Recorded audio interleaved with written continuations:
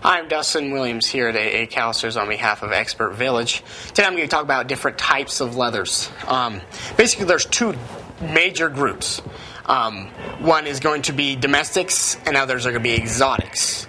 Now you might ask, well, what am I going to use what for what? Domestics, basically when it comes to mind, cowskin, obviously.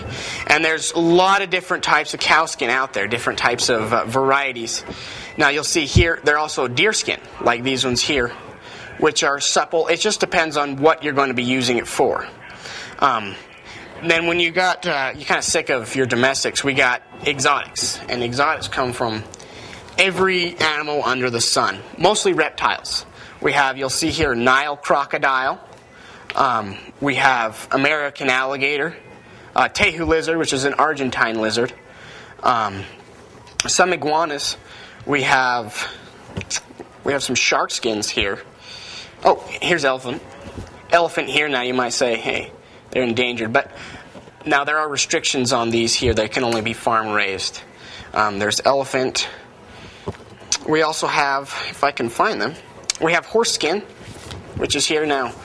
That might be a little hypocritical, or cowboy wearing some horses, but they're very soft and very supple, but strong.